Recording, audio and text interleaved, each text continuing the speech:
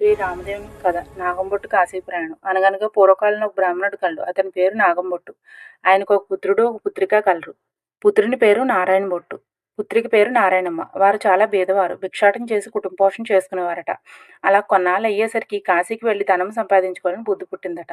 భార్యతో చెప్పి తెల్లవారుజామున లేచి కాశీకి ప్రయాణమై అలా వెళ్ళగా కొంత దూరం వెళ్ళేసరికి దారిలో సూతుల వారు, వ్యాసుల వారు, నారదుల వారు ప్రత్యక్షమైరి.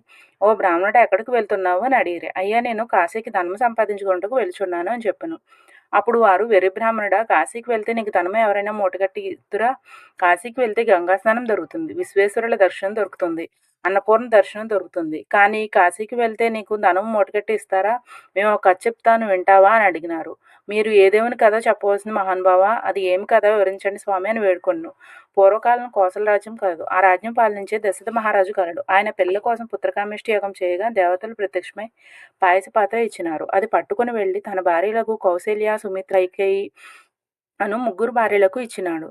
వారు ముగ్గురు భుజించగానే గర్భవతులైరి. నవమాసం నిండగానే చైత్రశుద్ధ నవమి నాడు పునర్వసు నక్షత్రమున శ్రీరామ లక్ష్మణ భరత శత్రుఘ్నులైన నలుగురు కుమారులు జన్మించినారు.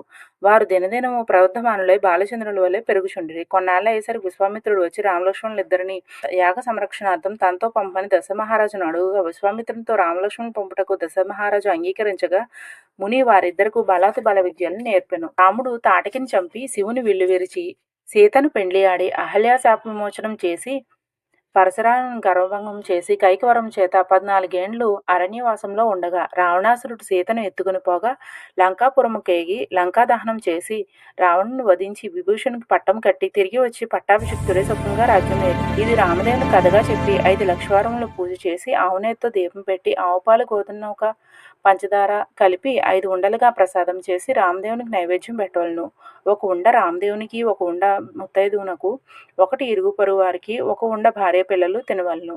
ఈ విధంగా 5 లక్షలను పూజ చేయవలను. నిత్యం రామకథ చెప్పుకున్న అష్టైశ్వర్యములతో ఇష్ట సంపదలతో తొలతూగుదురు.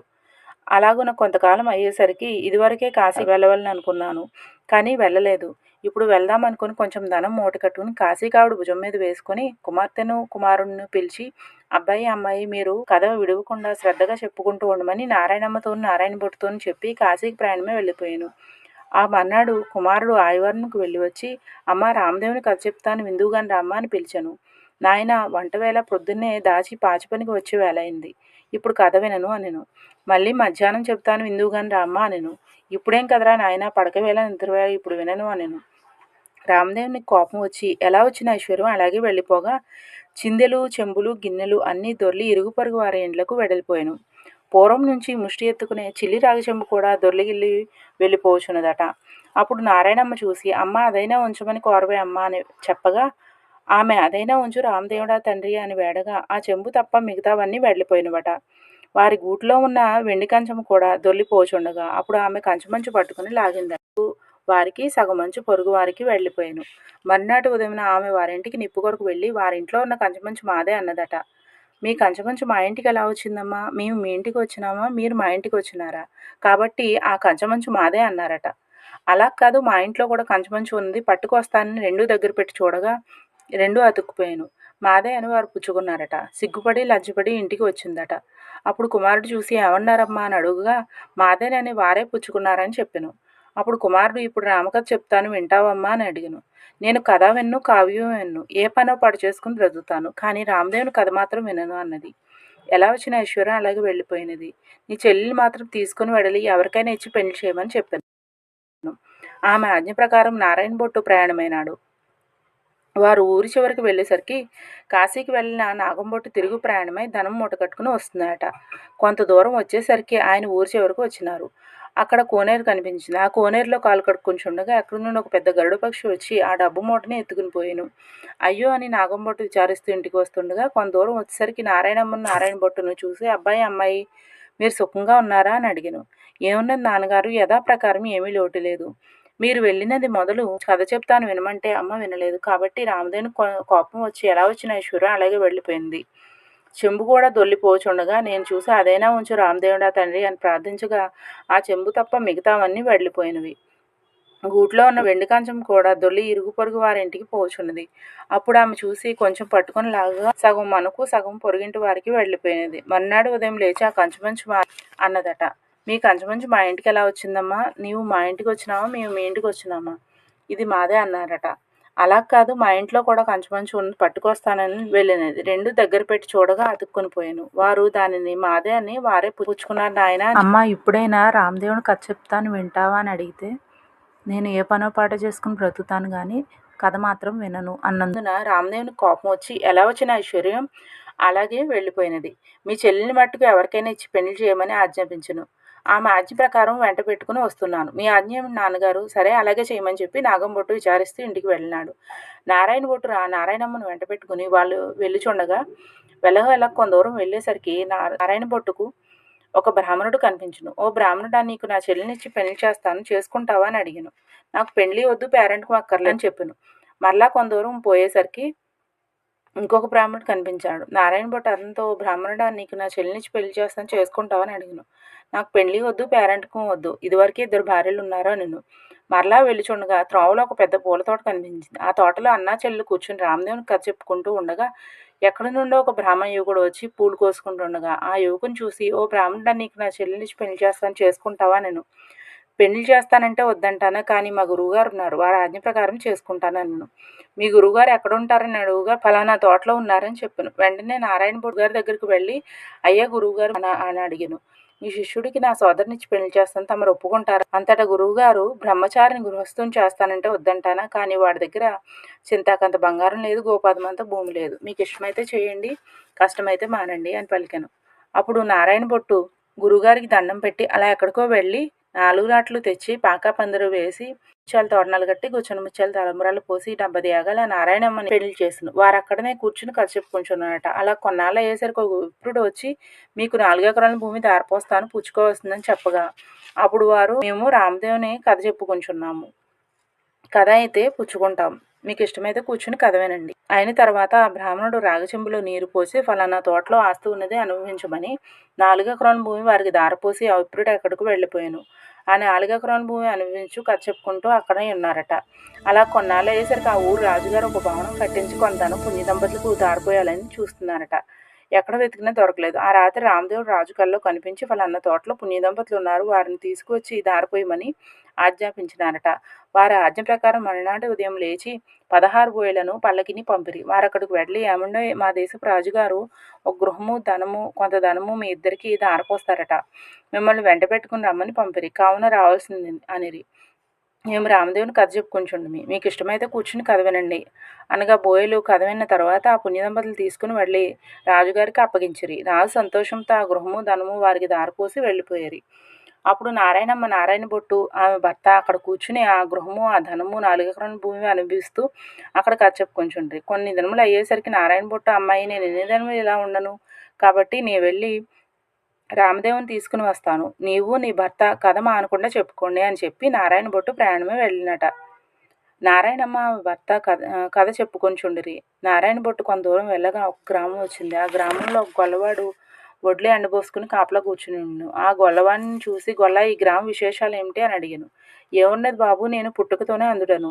మా వాళ్ళు వడ్లు ఎండబోసి నన్ను కాపలా కూర్చోమనగా కర్ర పుచ్చుకొని కూర్చుంటిని. నా అవస్థ ఇలా ఉంది బాబు అన్నట. నారాయణ బొట్టు, ఒక కథ చెప్తాను వింటావా అని అడిగాను. అలాగే వింటాను, చెప్పను. రామదేవుని కథ వ్రతదానంతా చెప్పేసరికి గొల్లవానికి కొంచెం కళ్ళు కనిపించినవి.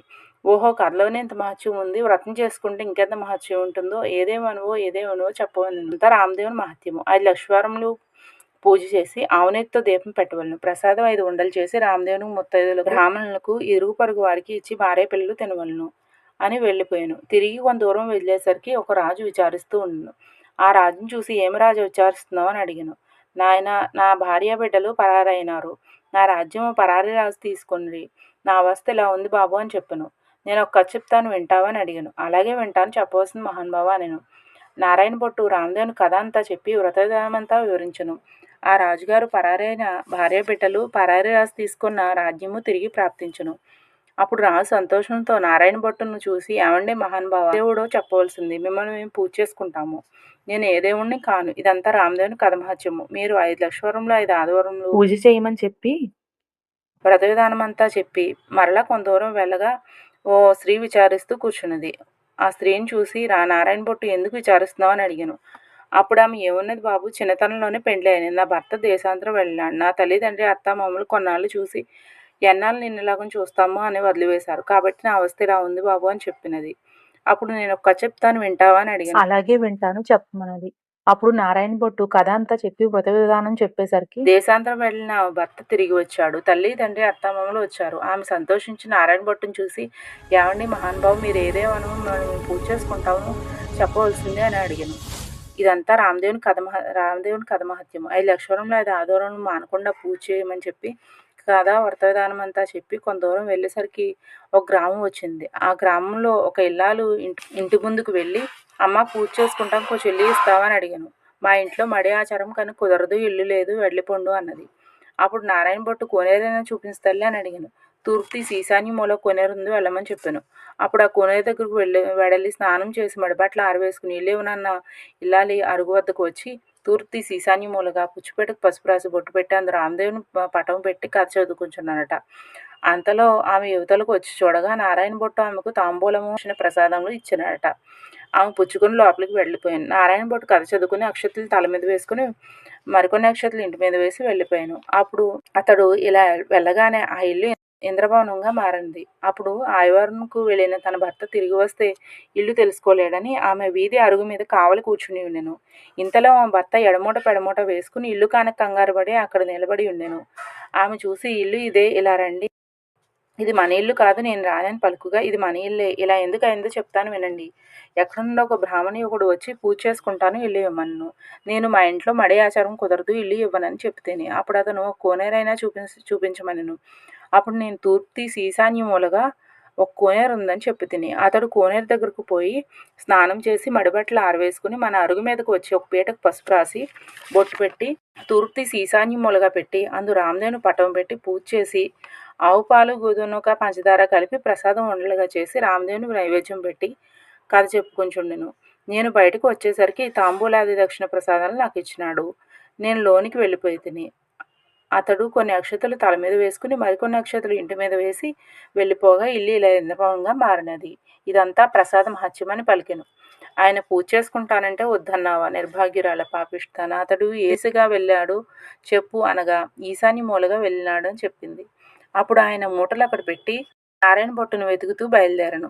కొంత దూరం వెళ్ళగా నారాయణ భట్టు ఆ బ్రాహ్మణుడికి కనిపించను. అప్పుడు ఆ బ్రాహ్మణుడు, ఏమండే మహానుభావం, మీరు మా ఇంటికి వచ్చి పూజ చేసుకుంటారంటే మా వాళ్ళు ఇల్లు ఇవ్వనన్నారు. మా తప్పు క్షమించి మా ఇంటికి రావాల్సిందని కోరాను. మీ ఇల్లు కాబట్టి మీరు ఇవ్వనన్నారు. మీ తప్పేమీ లేదు. మీ ఇంటికి రావడం నాదే తప్పు. ఇప్పుడు మీ ఇంటికి రాను. నేను రామదేవుని వెతుటకు వెళుచున్నాను. నేను ఏ దేవుణ్ణి కాను. ఇదంతా రామదేవుని కథ మహత్యము. నీవు ఇంటికి వెళ్ళి 5 లక్షవరంలో 5 ఆదివారంలో పూజ చేసుకోమని దేవుని కథ వ్రత విధానం అంతా చెప్పి రామదేవుని వెతుకు బయలుదేరాను. రామదేవుని వెతుక్కుని వచ్చేటప్పుడు నీ ఇంటికి వస్తాను అనెను. అప్పుడు బ్రాహ్మణుడు ఇంటికి వచ్చి కథలోనే ఎంత మహత్యం ఉంది, వ్రతం చేసుకుని ఇంకెంత మహత్యం ఉంటుందో అని పూజ చేసుకుని కథ చెప్పుకొని అష్టైశ్వర్యంతో అష్టసంపదలు తూగుతున్నారట. నారాయణ భట్టు ఎండనక వాననక తిండనక తెప్పులనక ఆకలనక దప్పికనక చెట్టనక పుట్టనక నీడనక భయమనక అర్ధరాత్రి అరణ్యంలో వెంట పడి వెళ్ళుచుండగా కొంత దూరం వెళ్ళేసరికి నారాయణ భట్టు మూర్ఛిల్లి ముఖం తిరిగి పడిపోయాను. అప్పుడు రామదేవుడు దయ కలిగి ముసలి బ్రాహ్మణుడు వేషంలో వచ్చి నారాయణ భట్టు ముఖం తుడిచి లేవదీసి మంచినీళ్ళు ఇచ్చి మా ఇంట్లో భోజనం చేద్దుగాని రమ్మను. నేను భోజనం మాత్రం చేయను. నేను రామదేవుని వెతుటకు వెళ్ళుచున్నాను. ఒక కోనేరు మాత్రం చూపించినా స్నానం చేస్తానన్నాడట. తూర్పు తీసి ఈశాన్యంలో కోనేరు ఉంది, వెళ్ళమన్నాడట. నారాయణ భట్టు ఆ కోనేరు వద్దకు వెళ్ళి స్నానం చేసి పైకి వచ్చేసరికి అక్కడ ఇంద్రవనంగా మారిపోయాను. లోపలికి వచ్చేసరికి సీతమ్మ వారు వెండి కంచాలు, వెండిపేటలు, పైడి కంచాలు కనిపించినవి. అప్పుడు నారాయణ భట్టుకు రామదేవుడు సీతమ్మ ఎదురయ్యి మా ఇంట్లో భోజనం చేదురు అని రమ్మన్నారట. నేను భోజనం మాత్రం చేయను, రామదేవుని వెతుటకు వెళ్ళుచున్నాను అన్నాడట. నేను రామదేవుణ్ణి అని చెప్పాను. అయితే కావచ్చు మహానుభావ, నాకు దర్శనం కావాలి అని చెప్పాను. అప్పుడు పులి చర్మంతో, రుద్రాక్షలతో, విభూతి రేఖలతో, నడుము నాగాభరణంతో, శిరస్సును గంగతో, పక్కన పార్వతీదేవితో, త్రిశూలం త్రినేత్రం నందివాహనుడై ఈశ్వరుడు ప్రత్యక్షమైనాడు. అప్పుడు నారాయణ భట్టు వారికి స్తోత్రం చేసింది. ఈశ్వర స్థుతి. వందే శంభుం మయాపతిం సురగురుం వందే జగత్కారణం వందే పన్నగభూషణం మృగధరం వందే పశూనాం పతిం వందే సూర్య శశాంక వహ్ని నయనం వందే ముకుంద ప్రియం వందే భక్త జనాశ్రయంచ వరదం వందే శివం శంకరం అని స్తోత్రం చేయగా ఈశ్వరుడు ప్రత్యక్షమైనాడు. అప్పుడు నారాయణ భట్టు విష్ణుమూర్తి కూడా ప్రత్యక్షం కావాలని కోరాను. అప్పుడు విష్ణుమూర్తి వక్షస్థలమున వనమాలికలతో మెరుపు తీగ వంటి లక్ష్మీదేవితో శంఖచక్ర గదాధరుడే నెమలి పింఛము ధరించి ప్రత్యక్షమైనాడు. అప్పుడు హరిని కూడా ఈ విధంగా స్తోత్రం భుజగ శయనం పద్మనాభం సురేశం విశ్వాకారం గగన సదృశం మేఘవర్ణం శుభాంగం లక్ష్మీకాంతం కమలనయనం యోగి హృద్యానగమ్యం వందే విష్ణుం భవభయహరం సర్వలోకైకనాథం అని స్తోత్రం చేయగా విష్ణుమూర్తి ప్రత్యక్షమైనాడు.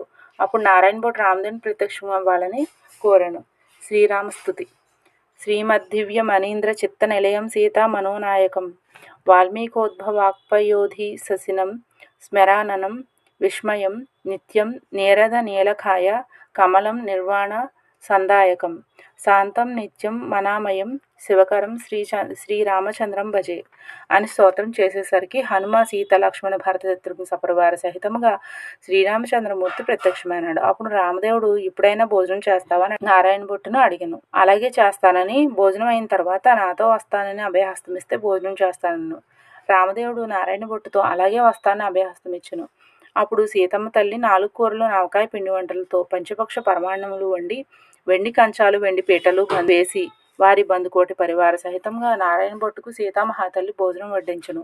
అందరూ భోజనం చేసి లేచి కర్పూర సాంబూలములు వేసుకున్న తర్వాత నాతో వస్తానని అభయహస్తం ఇచ్చావు, కావున మా ఇంటికి నాతో రావాల్సిందని కోరాను. అప్పుడు నారాయణ భట్టు ముందు, రామదేవుడు వెనుక తాను బయలుదేరి వెళుచున్నారు.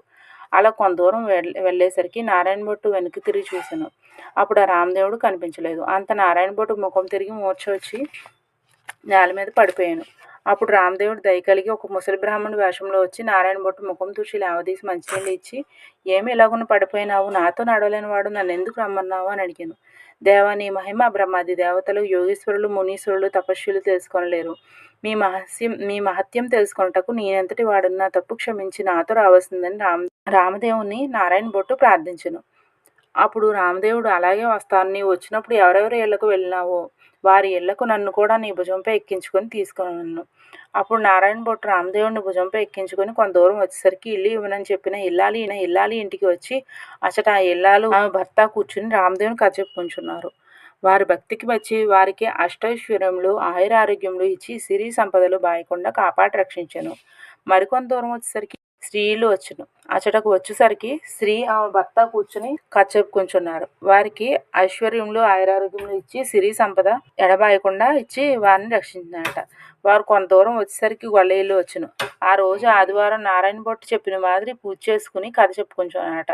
వారిని మెచ్చి ఐశ్వర్యములు ఆయురారోగ్యములు ఇచ్చి సిరి సంపద ఎడబాయకుండా కాపాడి రక్షించినారట.